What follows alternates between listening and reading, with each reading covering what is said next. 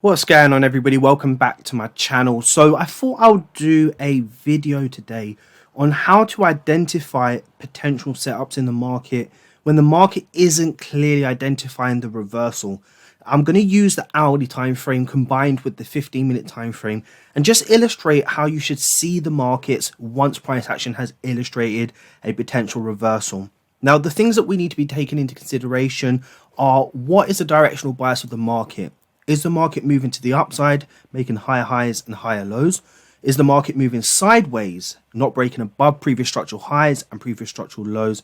And is the market making lower lows or lower highs? Now, I'm a big believer in mastering patterns, waiting patiently for those patterns, and then going in for the kill. Now, you don't always wait patiently because sometimes you do jump in a little bit early and it does work in your favor. But what you will find is the more patient you can become, waiting for the market to give you a clear directional bias, whether it be up, sideways, or downwards, and then giving you that pattern once it's illustrated that directional bias, your probabilities increase dramatically. And that's what we're going to take a look at today. 3 examples. We're going to look at a sideways moving market and identifying potential trading opportunities, and then how to use the lower time frames to get into these structures. Then we're going to look at an uptrend or a downtrend, whatever comes next, but we're going to do both of them and then go from there. So the first pair that we're going to take a look at is pound yen. Now, as you can clearly see, the market structure was to the upside here. Now, the first thing we need to identify when we see a structure to the upside is a break of structure. This is clearly indicating some sort of bearish pressure. Now, once price can't break below the structure and finally we get that break, then that's a very good sign that the market is potentially going to reverse. But to validate that reversal, what we need to be seeing on the market structure is how price is reacting at the structural highs. Are we breaking above these structures with this continued bullish pressure, and are we making these new higher highs? If we fail to make those new higher highs, then we can start to piece the puzzle together. We can see that the trend line was to the upside, we had the break of that structure, and now we're not breaking the previous high. So this could mean that sellers are sitting in and around this level, and we could potentially be looking for this reversal. Now, does this mean that this is enough to start looking for sells at this level?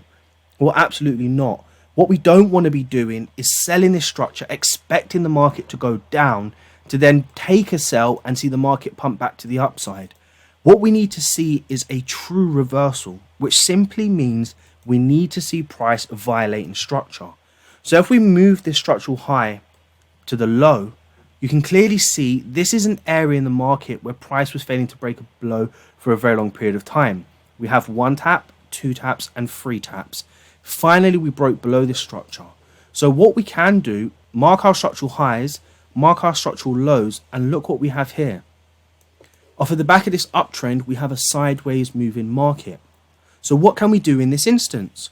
Well, once we get a true directional bias and we can see that the market is violating this structure, breaking these lows off of the back of an uptrend and sideways moving market, then we can start to look for our patterns.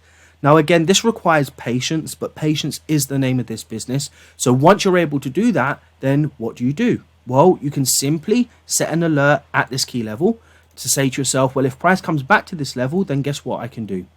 I can look to see if there's potential opportunities. And once you get this information, what you will usually find is if the market is going to continue in a reversal, so making a downtrend, you're going to get lower lows and lower high structures. Now, what do you want to do in this instance? Do you want to take a trade once you get that break and first pullback? Or is it better to wait for price to come back to a key level in the market where it's previously broken the low and it comes back to retest the low? Well, the truth is there are variations and you can be looking for trading opportunities around these levels here. If you're scaling down, you could be looking for some break-even trades with the range back to these levels here. Or you could just simply be waiting patiently for the market to come back to give you a true pullback into a key level in the market where this key level has been broken and now prices come back and reacted from.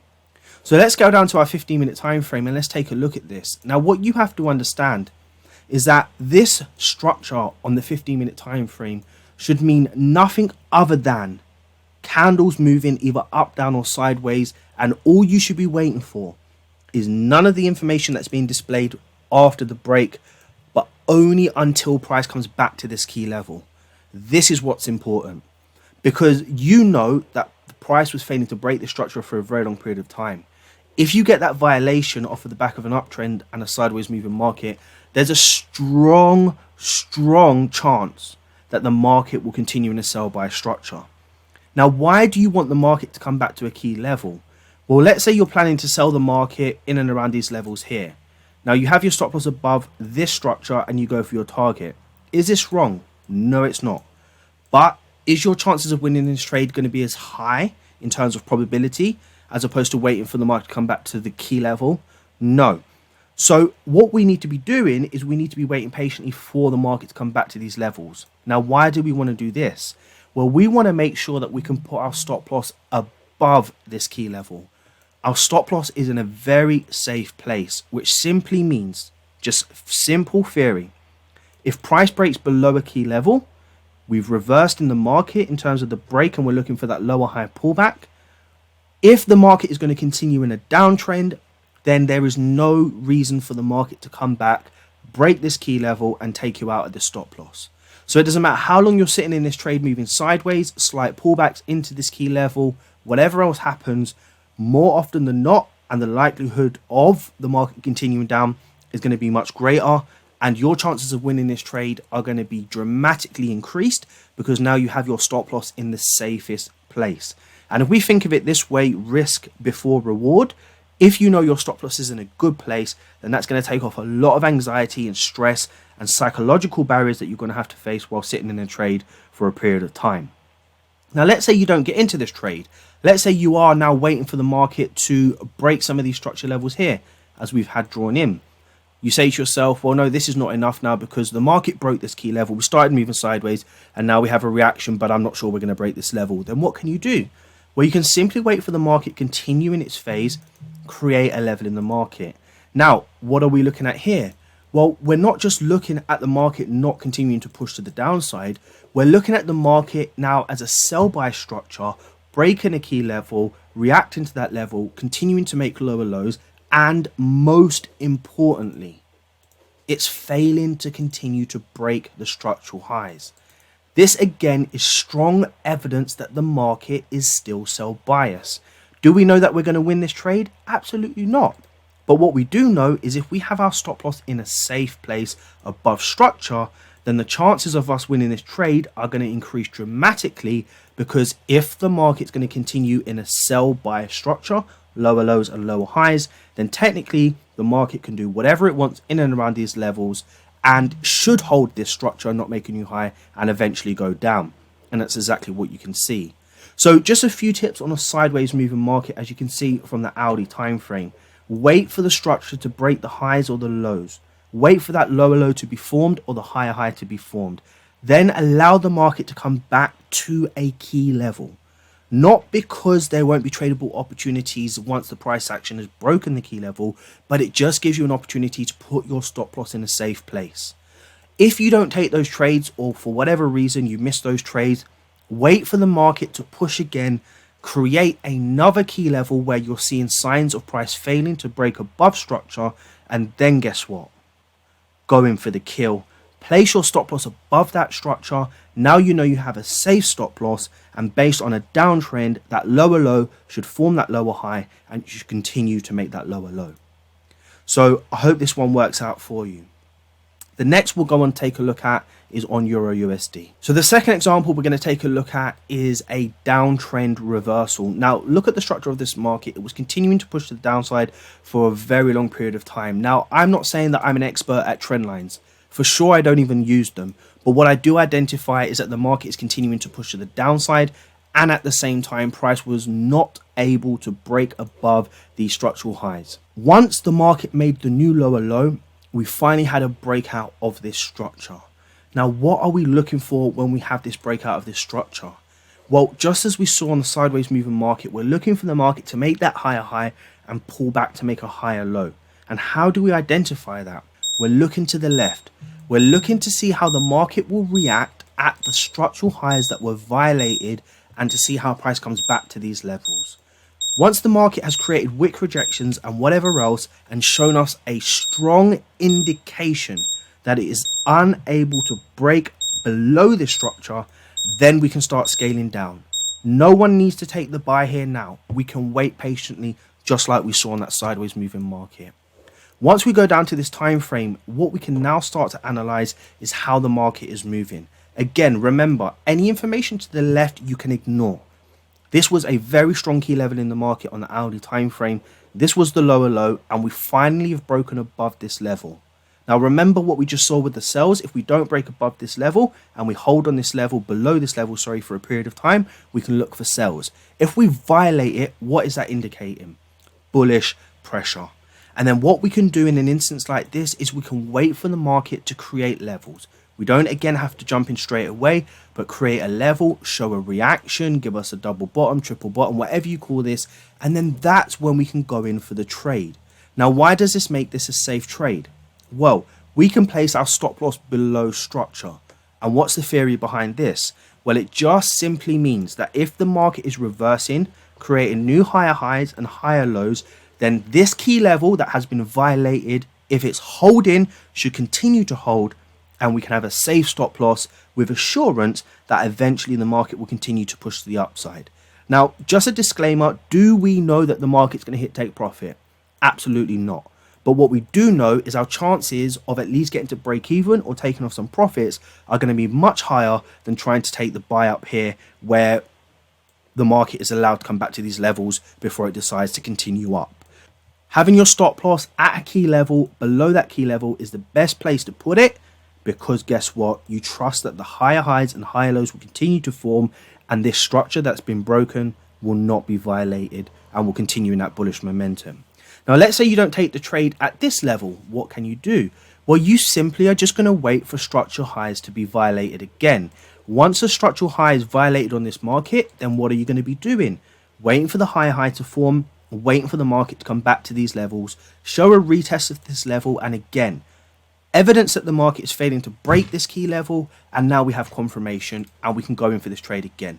Stop loss below this key level, which is where you want it, because technically, if the key level has been violated, it should hold, and if the market is making higher highs and higher lows, it should hold, and we see the market go back up. So I hope this was a good example for you. If you see the market in a downtrend, you're looking for those reversals, wait for the market to break the trend line, and also wait for the market to violate structural highs, make higher highs, and come back to retest these structures. If you don't get in immediately, wait for the market to violate another structure, come back to retest that structure, and then look for that continuation to the upside. The final example that we'll take a look at is on Euro Yen.